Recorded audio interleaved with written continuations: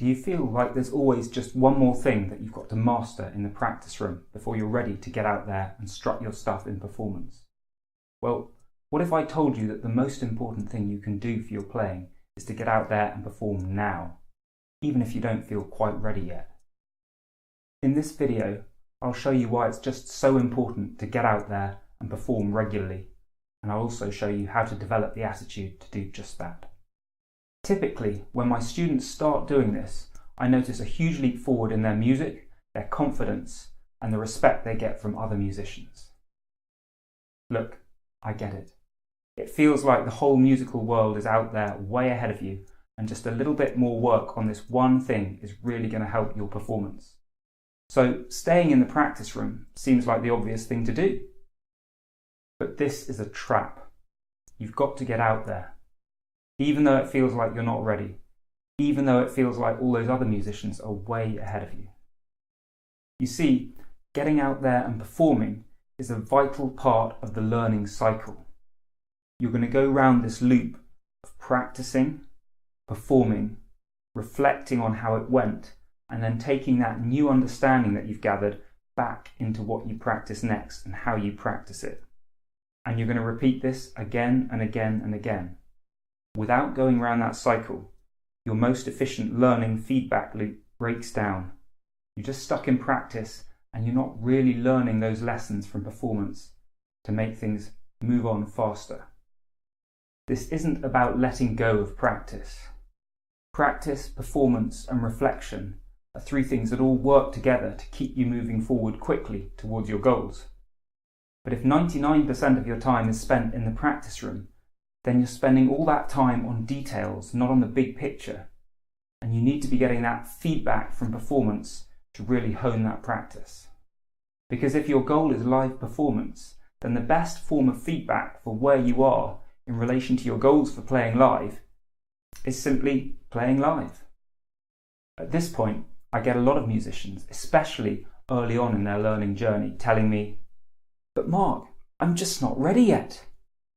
And I can really sympathise with this point of view because I've been there myself. I've definitely felt that way. And the thing that I find is really helpful to remember is that great music can be easy. You can pick something really simple to play, something that's maybe way below the level of what you're working on at the moment, but that you can perform. And whether that's a piece you've learnt and just taking a really nice simple one that you can put out there in front of people, or if you're an improviser, just resolving to play some really simple ideas, not go for anything complicated. You can always do that. And remember that the audience aren't judging you by how hard the piece you're playing is, or how close it is to the limit of what you can do. They're just there to enjoy the performance. And the truth is that no matter how good you are, there is always further that you can go. So if you're not careful, this thought of "I'm not ready yet" can become a constant excuse why you don't get out there and perform whatever level you're at. So I've got 2 tips to help you with getting more comfortable about getting out there and performing more often. First, you need to give yourself more credit for what you can already do. You tend to forget how much time it took you to learn all the fundamental skills that you now just take for granted. So your brain forgets just how much work it took to learn the skill in the first place, and it judges the difficulty just on how it feels now. And so for a lot of those things that you already do well, you just dismiss them as easy, but other people are going to see them as really important skills and sounding great. And the flip side of this is that you tend to rate skills that you can't yet do as harder than they actually are. So when you can't do something, your brain just notices that it's difficult, that you can't do it, and it doesn't take into account the fact that if you put a bit of time and effort into practicing it, then it would become easy, like those other skills you've already got. So you've got this funny situation where the musicians listening to you are going to rate your abilities higher than you do yourself.